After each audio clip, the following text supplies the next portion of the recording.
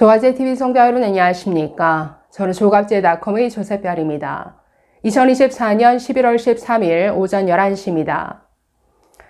이면택 전 회장 탄핵으로 비대위 체제로 전환하기로 한 대한의사협회가 오늘 비대위원장을 선출합니다. 총 4명의 후보자가 출사표를 던졌는데 어제 의협에서는 후보자 설명회를 갖기도 했습니다. 어떤 분들이 나오셨는지 면면을 좀 살펴보도록 하겠습니다.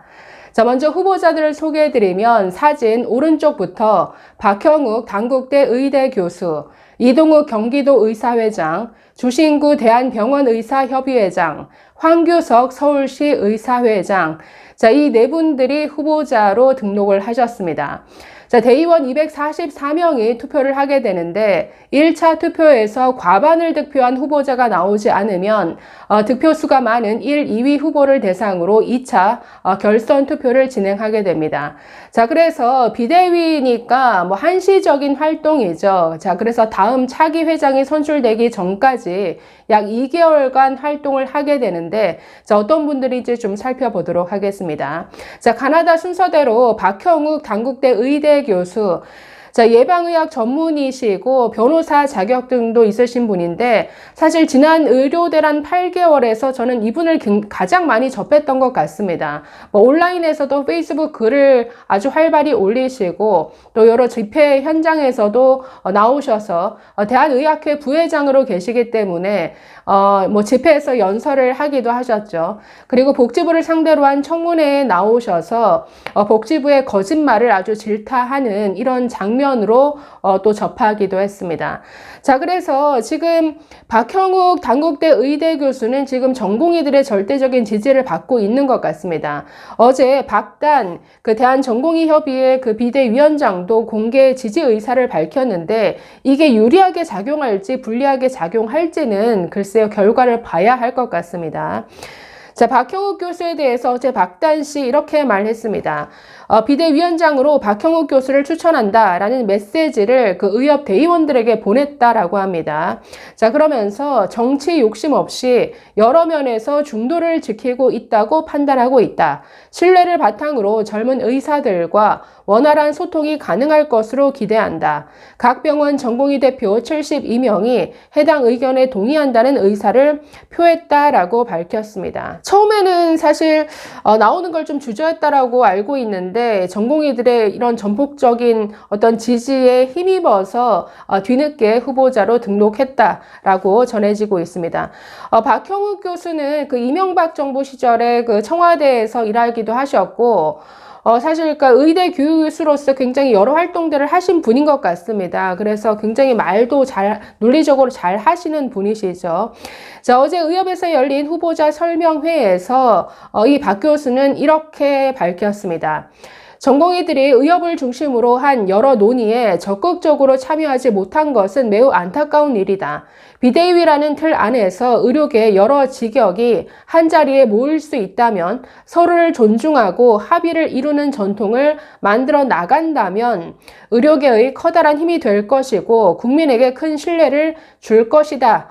자, 비대위 운영에 있어서 전공의들과 의대생들의 견해가 중시되어야 한다라고 강조했습니다. 자, 그러면서 리더에게는 결단이 필요한데 결단과 독단은 구별해야 한다. 가장 중요한 것은 의료계가 한자리에 모여서 서로를 존중하고 합의를 이뤄나가는 과정이다라고 밝혔습니다. 투쟁이냐 협상이냐 둘 다 나름의 이유가 있는데 중요한 건 의료계가 한 목소리를 내는 것, 이걸 강조하신 것 같습니다. 자, 그러면서 전공의와 의대생들에 대해서 지금까지의 과정에서 전공의들과 의대생들의 희생이 컸다. 어떤 조직이든 희생한 사람들을 외면한다면 그 조직은 위기에 직면하게 된다. 선배 세대가 라떼는 이런 걸 운운하고 그들의 의견을 무시한다면 대한민국 의료는 발전할 수 없다. 자, 그래서 계속 젊은 의사들의 목소리가 우선적으로 반영돼야 한다라는 점을 계속 강조하고 있죠. 자, 그러면서 정부를 향해서는 정부는 의료계가 자신들의 뜻대로 움직이지 않으면 시한폭탄을 멈추지 않을 거야 라는 식의 태도다.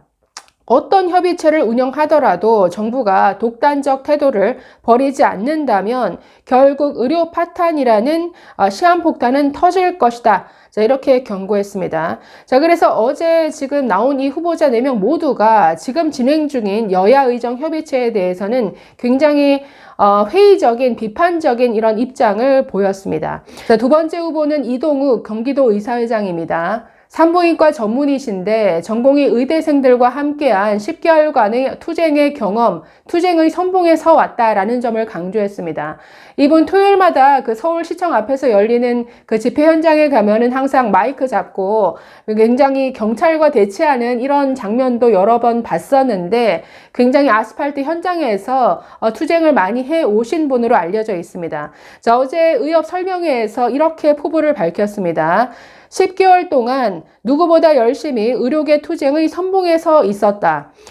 천여 명의 전공의 의대생들과 매주 시청 앞 광장에서 의료농단의 문제점을 국민과 정부에 알렸으며 104일째 윤석열 대통령 출근길 투쟁을 이어가고 있다. 지금도 아스팔트 위에서 굴복하지 않고 싸우고 있다라고 설명했습니다. 자, 그러면서 현재 여야 의정 협의체가 일방적으로 출발하고 수능도 다가왔다. 절박한 상황에서 투쟁 없는 비대위는 있을 수 없다. 윤석열 정부가 오만하고 일방적인 태도를 보이고 있는데 아무런 투쟁 없이 무슨 협상을 할 수 있는지 의구심을 가질 수밖에 없다.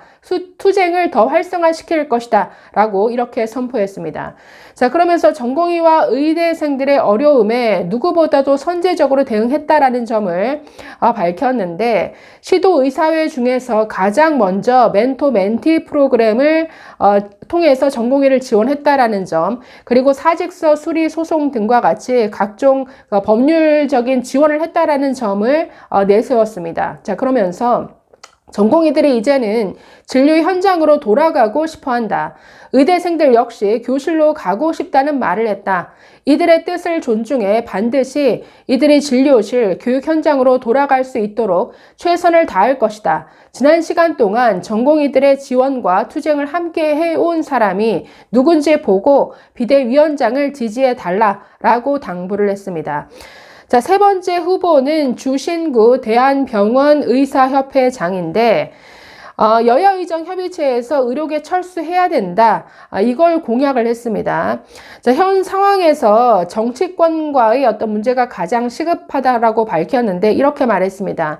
여야 의정 협의체, 또 야당이 참여 안 한 여의정 협의체에 들어간 의료계를 철수시켜야 한다라고 주장했습니다.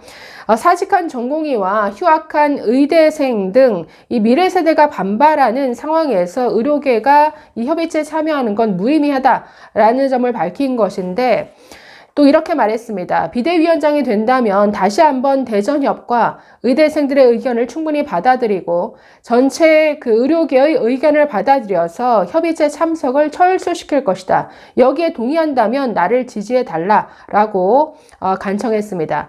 그리고 지난 2020년에 어떤 의정 합의 당시에 어떤 부작용이 지금까지 이어져 왔다라는 점을 강조하면서 비대위원장은 회원들의 의견을 결집하고 그 의견을 정확하게 전달하는 것이 중요한 임무다. 민주적인 과정을 통한 결정이 되어야 뒤탈이 없다라고 밝혔습니다. 자, 그러면서 지난 20년 이상 의정 협상 등을 추진한 이력을 내세우기도 했는데 정치적인 논의뿐 아니라 그동안 집행부에서 못해왔던 전공의 의대생에 대한 지원을 꾸준히 하겠다. 의협에서 할 수 있는 모든 것을 다 할 수 있도록 정권을 가지고 하겠다라고 포부를 밝혔습니다. 이분은 가정의학과 전문의로 알려져 있습니다. 자, 마지막 후보 황규석 서울시 의사회장. 2달 동안 모든 걸 제 발로 뛰면서 움직이겠다라고 밝혔는데 가장 먼저 비대위원장이 되면 용산을 찾아가겠다라고 밝혔습니다. 자, 용산이 안 되면 정부를 찾아가고 안 되면 여당을 찾아가고 안 되면 또 야당을 찾아가고 그러면서 날마다 국민에게 호소하겠다라는 의지를 밝혔습니다. 그리고 말만으로 하지 않겠다. 12월 1일 서울 시내 시위 장소도 잡았다라고 깜짝 발표도 했는데 자, 그러면서 지금 선거하고 보궐선거하면서 자꾸 시간만 갈 것 같았다. 누군가는 선배 의사로서 목숨 걸고 후배 의사를 위해 싸워줘야 한다. 12월 1일 시위 장소를 잡았는데 3, 4주 전에 잡았다. 아니면 시위 장소를 잡지 못한다. 일을 하는 사람이니 말만 하지 않겠다라고 강조했습니다. 자, 그러면서 의대생들과의 만남에서 의사가 부끄러운 직업이냐라는 질문에 가장 가슴이 아팠다라고 밝히면서 미래를 잃어버리고 자부심을 잃어버린 후배들에게 자부심을 돌려주는 것이 내 일이겠구나라고 생각했다라고 밝혔습니다. 그러면서 지금 이제 내일이면 수능이죠. 수시가 발표되고 정시가 발표되는 12월 말까지 무언가는 해야 한다. 실제로 해야 된다. 강조하면서 일만 하겠다. 그러면서 이거 지금 정시 발표 전까지는 증원을 취소하는 이거를 할 수 있다라는 점을 강조하고 여기에 집중하겠다라는 포부를 밝혔습니다. 자, 그러면서 가장 중요한 전공의와 의대생들과 함께하겠다. 그들의 목소리를 대변해 국민을 설득하는 선배 의사로서 모습을 보이고 국민과 영원히 함께하겠다라고 다짐했습니다. 자, 그래서 지금 마지막 이불은 성형외과 전문의라고 합니다. 자, 그래서는 네 분 모두 열심히 의료 대란 국면에서 각자 여러 자리에서 전공의 그리고 의대생들도 많이 만나시고 또 여러 가지 지원도 많이 해 주셨던 분들인 것 같습니다. 그래서 그 옆에서 과연 누구를 선택할지 오늘 저녁 좀 8시 넘어야 아마 결과가 나올 텐데 누가 되든 여러 직역의 서로 다른 이 의료계의 목소리를 잘 모아서 정말 정부를 상대로 제대로 협상하고 제대로 싸울 수 있는 이런 비대위원장 그리고 비대위가 잘 꾸려졌으면 하는 바람입니다. 기대를 해보겠습니다. 감사합니다.